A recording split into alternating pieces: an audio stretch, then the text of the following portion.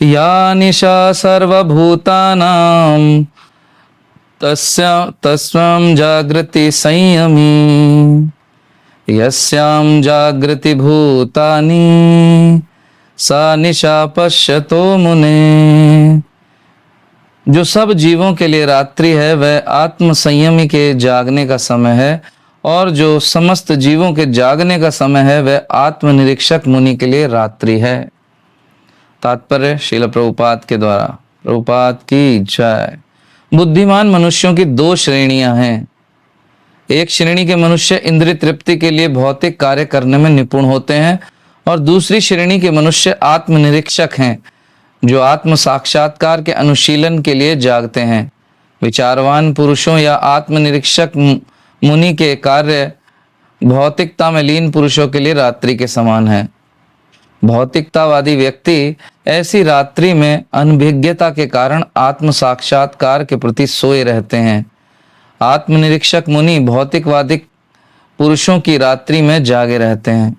मुनि को आध्यात्मिक अनुशीलन की क्रमिक उन्नति में दिव्य आनंद का अनुभव होता है, किंतु भौतिकवादी कार्यों में लगा व्यक्ति आत्म साक्षात्कार के प्रति सोया रहकर अनेक प्रकार के इंद्रिय सुखों का स्वप्न देखता है, और उसी सुप्त अवस्था में कभी सुख तो कभी दुख का अनुभव करता है। आत्मनिरीक्षक पुरुष भौतिक सुख तथा दुख के प्रति अनन्य मनसक रहता है तथा भौतिक घातों से विचलित रहकर आत्म साक्षात्कार के कार्य में लगा रहता है। श्रील प्रभुपाद की जय। तो आशा है आप सभी ने ध्यान पूर्वक सुना होगा, और ये थोड़ा सा आज का जो श्लोक है वैसा है जैसे टंग ट्विस्टर्स होते हैं ना बोलने में, ये समझने में एक टंग ट्विस्टर टाइप है। इसकी रात्रि, उसका दिन, उसका रात, इसका दिन, चल क्या रहा है, एकदम समझ में नहीं आता है। तो इसको थोड़ा सरलता से समझने का प्रयास करेंगे कि बात समझ में आए। तो कल का जो हमारा श्लोक था, श्लोक संख्या 68, उसमें हमने देखा था कि भगवान बता रहे हैं कि बुद्धि का स्थिर होना आवश्यक है। यदि शांति चाहिए, सुख चाहिए, तो फिर बुद्धि होगी। हरे कृष्णा। तो ये महत्वपूर्ण श्लोक है आज का हमारा, श्लोक संख्या 68। हम 68 पढ़े थे, आज 69 है। तो कल हमने क्या सीखा था कि बुद्धि को स्थिर रखना होगा यदि हमें मन को स्थिर करना है। और मन को स्थिर करने का तरीका क्या है? इच्छाओं को कंट्रोल में लाना, इच्छाओं को नियंत्रित करना। तब व्यक्ति की बुद्धि स्थिर हो सकती है, और स्थिर बुद्धि के द्वारा ही क्या हो सकता है, व्यक्ति शांति और सुख जो है वो प्राप्त कर सकता है। तो आज का जो श्लोक है उसमें भगवान बता रहे हैं कि एक भक्त और एक अभक्त, इन दोनों की दिनचर्या का अंतर क्या है। थोड़ा सा समझना होगा इसको ध्यान पूर्वक। सिर्फ यदि तात्पर्य पढ़ेंगे आप या अनुवाद पढ़ेंगे तो एकदम बात समझ में नहीं आती कि दिन रात की बात क्या हो रही है। तो इसको इस प्रकार समझ सकते हैं कि एक भक्त और एक अभक्त, इन दोनों की दिनचर्या का अंतर क्या है। दोनों की दिनचर्या में 180 डिग्री का डिफरेंस है। एक भक्त की रात्रि अभक्त का दिन है, और अभक्त की रात्रि भक्त का दिन है। तो कैसे समझें? आजकल की जीवन शैली में भी हम देख सकते हैं, जो स्टूडेंट लाइफ है, क्या होता है वहां पे बच्चे रात में कितने बजे सोते हैं? 2 बजे, 3 बजे, 4 बजे तक भी सो रहे होते हैं। और भक्त 3, 3:30 बजे उठ जाता है। 3:30 बजे भक्तों के उठने का समय है। तो स्टूडेंट क्या है, 10 बजे रात को बिल्कुल परफ्यूम वगैरह लगा के, बालों में जेल वेल लगा के, बाल सीधे विधे करके स्टूडेंट पार्टी करने निकलते हैं। कितने बजे? रात को 10 बजे। और कब तक? 1 बजे, 2 बजे, 3 बजे तक भी पार्टियां चलती हैं। वहीं भक्त बेचारा 9:30, 10 बजे सो जाता है, और अभक्त पार्टी करने जाते हैं उसी समय। तो एग्जैक्टली मतलब इस बात का क्या निकल रहा है, जो इस श्लोक को पढ़ के प्रथम दृष्टि में बात समझ में आती है कि एक जागता है तो दूसरा सोता है, दूसरा सोता है तो पहला जागता है। इतनी बात समझ में आती है। लेकिन भगवान जो बात यहाँ पर कहना चाह रहे हैं वो ये नहीं कहना चाह रहे हैं। भगवान, अगर हम प्रैक्टिकली देखें तो बात ये निकल रहा है मतलब, लेकिन भगवान जो बात कहना चाह रहे हैं वो बात इससे भी कहीं अधिक गहरी है। यहाँ पर भगवान इस बात से ये समझाना चाहते हैं कि भक्त के पास जो भी कुछ होता है, जितने भी उसके पास रिसोर्सेज होते हैं, जो भी इंफ्रास्ट्रक्चर होता है, वो क्या करता है, वो सबको भगवान की सेवा में लगा देना चाहता है। चाहता ही नहीं, लगा ही देता है। वो सब कुछ भगवान की प्रसन्नता के लिए अर्पित कर देता है। इसके विपरीत जो भक्ति में नहीं लगा, जिसका कनेक्ट भगवान से बन नहीं पाया, आप अपने आसपास देख सकते हैं, ऐसा व्यक्ति जीवन में जो कुछ भी अर्जित करता है या जो कुछ भी इंफ्रास्ट्रक्चर फैसिलिटीज उसके पास हैं, वो सब कहाँ लगाता है, वो अपनी इंद्रिय तृप्ति के लिए लगाना चाहता है। This is major difference, 180 degree difference. एक भक्त जो कुछ भी है वो भगवान की प्रसन्नता के लिए अर्पित कर देना चाहता है, और एक जो भक्ति में नहीं है व्यक्ति, भगवान से कनेक्ट नहीं बना, वो सब कुछ अपने मजे के लिए, अपनी इंद्रिय तृप्ति के लिए लगा देना चाहता है। जो उसके पास है, इनफैक्ट इतना भी करता है, वो दूसरे का भी छीन लेना चाहता है और अपने इंद्रिय तृप्ति में और आनंद में लगा देना चाहता है। इनफैक्ट भगवान को भी नहीं छोड़ता, वो भगवान को भी अपनी इंद्रिय तृप्ति में लगा देता है। एक भक्त सब कुछ स्वीकार करता है, किसके लिए, भगवान की प्रसन्नता के लिए, और एक अभक्त भगवान को भी ले लेता है अपनी प्रसन्नता के लिए। मुझे धन दो, मुझे नौकरी दो, मुझे मेरी शादी करवा दो, मुझे बड़ा घर दे दो, बड़ी गाड़ी दे दो, ये सब मांगता रहता है। भगवान को भी स्वीकार करता है, किस लिए, अपने मतलब के लिए। और जैसे ही मतलब निकलना बंद हो जाता है तो क्या करता है, वो भगवान का भी त्याग कर देता है। अरे छोड़ो, आवश्यकता ही नहीं है।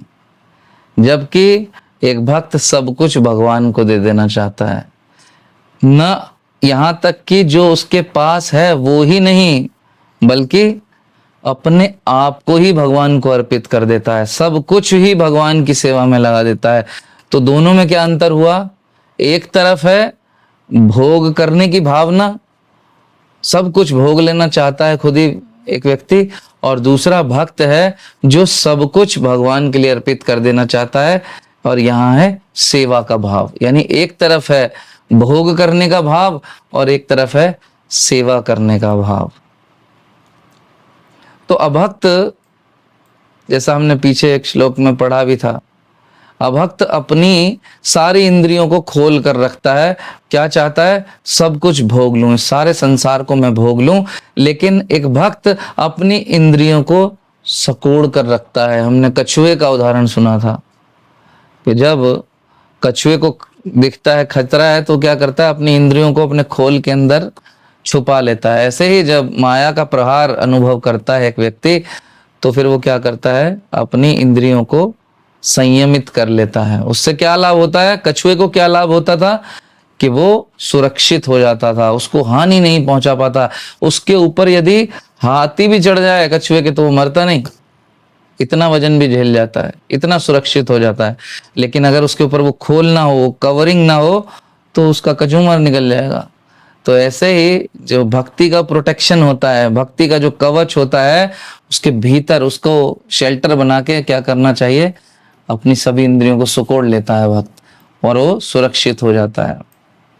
हमने सुना था कि जो इंद्रियां हैं उनके कुछ विषय होते हैं। अब क्या है, भक्त की भी आंखें हैं और आंखों का विषय है सुंदरता, लेकिन भक्त अपनी आंखों को नियंत्रित रखता है। अब समाज में क्या है, इतने सारे गाड़ियों के मॉडल हैं, अलग अलग रंगों के स्टाइलों के कपड़े हैं, अलग अलग मोबाइल हैं, तमाम चीजें हैं। क्यों बनाए जाते हैं इतनी सारी चीजें, ये सब देखने में अच्छी लगती हैं। अलग अलग तरह के सॉन्ग्स बनाए जाते हैं, रैप, ये जैज, फलाना ढिमकाना, इतने सब कुछ बन रहा है, क्यों, सुनने में अच्छे लगते हैं। इतनी इतनी डिशेस बनाई जाती हैं, चलिए जो भगवान की प्रसन्नता के लिए बन रही है वो तो ठीक है। नॉन वेजिटेरियन डिश, कोई ऑक्टोपस को काट रहा है, कोई सांप को काट रहा है, कोई रीछ, भालू, क्रोकोडाइल, सब कुछ छोड़ ही नहीं रहे। साउथ कोरिया में तो कुत्तों को भी काट देते हैं। क्या बन रही है, किस लिए, चौड़ोर पन्ने में इतनी सारी चीजें बन रही हैं। तो क्या है, भक्त जो है वो अपनी इंद्रियों को खोल कर रखता है, वो सब कुछ देखना चाहता है, सब कुछ खाना चाहता है, चाहे शाकाहारी हो या मांसाहारी हो, उसे कोई फर्क नहीं पड़ता है। जो है चलने दो, आने दो, आने दो, कम ऑन, नो प्रॉब्लम। कुछ भी सुनना चाहता है, तमाम इधर उधर का म्यूजिक, संगीत, वो सब कुछ सुनना चाहता है, उसे फर्क नहीं पड़ता। भजन ही सुनने हैं, सिर्फ कथा ही सुननी है, नहीं हो उसे कुछ भी सुनना है, चलेगा, नो प्रॉब्लम। तो प्रभुपाद जी समझाते हैं कि अभक्त की सबसे बड़ी भूल क्या है? उसकी सबसे बड़ी भूल यही है कि वो स्वयं भोग करना चाहता है। इस बात को, इस पॉइंट को समझिएगा। भोग भगवान के लिए है, जीव के लिए नहीं। इस बात को समझिए। हम अपने ग्रस्त जीवन में भी सोच रहे हैं क्या बुराई है, प्रभु जी क्या बोल रहे हैं, भगवान क्या बोल रहे हैं, प्रभुपाद क्या बोल रहे हैं, ये भोग मत करो, इच्छाओं का त्याग कर दो। अरे जीवन का आनंद लेना चाहिए, एंजॉय आवर लाइफ, क्या फर्क पड़ता है। ये बात, ये शास्त्र समझा रहे हैं हमें कि भोग भगवान के लिए है, जीव के लिए नहीं। जीव के लिए है सेवा। जब जीव भोग करना चाहता है तो वो निमंत्रण देता है फ्रस्ट्रेशन को। क्यों? जीव का धर्म क्या है? जीव का धर्म है सेवा करना। जीवेरे स्वरूप होए कृष्णेर नित्य दास। भगवान का नित्य दास है जीव। सेवा में ही एक सेवक आनंद का अनुभव कर सकता है। यदि किसी सेवक के पास सेवा ना हो तो वो आनंद का अनुभव नहीं कर सकता, ये सत्य है। तो ऐसे ही ये जीव जो है भगवान का नित्य शाश्वत दास है, और उनका दास होने के नाते उनकी सेवा जब तक नहीं करेगा तो आनंद का अनुभव नहीं करने वाला। सेवा छोड़कर जब भोग वृत्ति में लग जाता है, भगवान को आनंद देने के अपेक्षा वो प्रयास करता है कि मैं खुद एंजॉय करूं, तो वो फ्रस्ट्रेशन को निमंत्रण देता है। भगवत गीता में कहा गया, भोक्ताराम यज्ञ तपसाम सर्वलोका महेश्वरम सुहृदयम सर्वभूतानाम ज्ञात्वा माम शांति रक्षति। हमें समझना होगा, याद रखना होगा, भगवान क्या कह रहे हैं? भोक्ताराम यज्ञ तपसाम सर्वलोक महेश्वरम। मैं भोक्ताराम हूं। I am the supreme personality of God head. मैं हूं बॉस, सब कुछ भोगने के लिए। और जब हम इसके विपरीत कार्य करते हैं, हम क्या चाहते हैं कि हम भोग लें, भगवान की प्रसन्नता उनको, वो उसका विचार नहीं करते। इनफैक्ट भगवान को भी भोग लेना चाहते हैं, मुझे ये दे दो, ये दे दो, ये दे दो। हम क्या करते हैं जाके? हम मांगना मांगना मांगना नहीं। तो प्रभुपाद जी इस बात को समझा रहे हैं, क्योंकि भोक्ताराम है भगवान, तो जब भोग भगवान करते हैं तो उनको आनंद आता है, लेकिन जीव भोग करता है तो उसको दुख मिलता है। वहीं जीव का काम है सेवा करना, तो जब जीव सेवा करता है तो उसको आनंद और शांति मिलती है। छोटा सा उदाहरण से इस बात को समझेंगे। कोई व्यक्ति नौकरी करता है, नौकरी में आप सुपरवाइजर हैं, आप एज अ सुपरवाइजर आपका जो रूल्स एंड रिस्पॉन्सिबिलिटी है वो कार्य करते हैं यदि ईमानदारी से, तो क्या होगा? आपकी सैलरी बढ़ेगी, आपको प्रमोशन मिलेगा और अच्छे से आपको अप्रिशिएट किया जाएगा। लेकिन आप अपनी पोजीशन भूल के जाकर मैनेजर के कैबिन में बैठ जाएं, मैनेजर बनना चाहें और दूसरे को आदेश देना, ये करो वो करो, तो क्या होगा? सब हंसेंगे भी और आपको नौकरी से निकाल दिया जाएगा कि देखो पागल हो गया लगता है। तो वैसी स्थिति हमारी है। जीव की स्थिति सेवा करना है, सेवक की स्थिति है, लेकिन हम मालिक बनना चाहते हैं। बहुत लोग तो बोलते हैं हम ही हैं भगवान, we are self made man. भगवान कुछ नहीं होता, अपनी जिंदगी में मैंने जो हासिल किया है वो खुद ही हासिल किया है। सरासर मूर्खता भरा स्टेटमेंट। हम तो अपना भोजन तक नहीं पचा पाते, हमें तो ये नहीं पता खाने के बाद अंदर हो क्या रहा है, कौन से हम कंट्रोलर हैं, हमें कुछ नहीं पता वास्तव में अपने शरीर में क्या हो रहा है, हमारी एक्चुअल पोजीशन क्या है, हमें वो नहीं पता। हम कहाँ के कंट्रोलर, कहाँ के भोक्ताराम। तो समझने की बात क्या है, अपना काम करेंगे तो खुश रहेंगे, वरना अन्यथा दुख को निमंत्रण है। तो हमारा काम क्या है? उसी प्रकार जैसे सुपरवाइजर का काम सुपरविजन है, मैनेजर वाला नहीं। हमारा काम भोग करना नहीं है, हमारा काम है भगवान की सेवा करना। जितना आनंद भोग द्वारा भगवान अनुभव करते हैं, जब भगवान भोग कर अनुभव करते हैं, एक भक्त उससे भी ज्यादा आनंद भगवान की सेवा के द्वारा करता है। उनकी सेवा से जो आनंद प्राप्त होता है वो उससे भी कहीं अधिक है। जो भगवान अनुभव करते हैं उससे भी कहीं अधिक आनंद है। इसके लिए क्या है? इसी बात का अनुभव करने के लिए, इसी चीज का रस आस्वादन करने के लिए स्वयं चैतन्य महाप्रभु आए। स्वयं भगवान है, श्री कृष्ण है, लेकिन एक भक्त के रूप में प्रकट हुए कि फील कर सके मेरे भक्त भक्ति करके ऐसा कौन सा आनंद अनुभव करते हैं, क्या आनंद आता है इनको। वो आनंद का अनुभव करने के लिए आए, वो देखने के लिए आए। क्या आनंद ले रहे हैं। तो जब इस भौतिक जगत के माता पिता भी अपने से ज्यादा आनंद अपने बच्चों को देना चाहते हैं, तो क्या वो परम पिता परमेश्वर अपने से ज्यादा आनंद हमें नहीं देना चाहेंगे? बिल्कुल देना चाहेंगे, देना चाहते हैं। इसीलिए भगवान स्वयं आए और अर्जुन के माध्यम से भगवत गीता रूपी ज्ञान हमें दिया कि एक सामान्य व्यक्ति भी इस बात को समझ सके कि भोक्ता राम की सेवा करके, इंद्रियों के जो स्वामी हैं उनकी सेवा करके वो भी आनंद का अनुभव कर सके, सेवा के द्वारा, भोग विलास में न पड़े। इसलिए भगवान कह रहे हैं इच्छाओं को नियंत्रित करो, इंद्रिय तृप्ति से मन को हटा दो और मेरी सेवाओं में रत हो जाओ, तुम्हारा जीवन आनंद और सुख से भर जाएगा। हरे कृष्ण कृष्ण कृष्ण हरे हरे, हरे राम राम राम हरे हरे। श्रील प्रभुपाद की जय।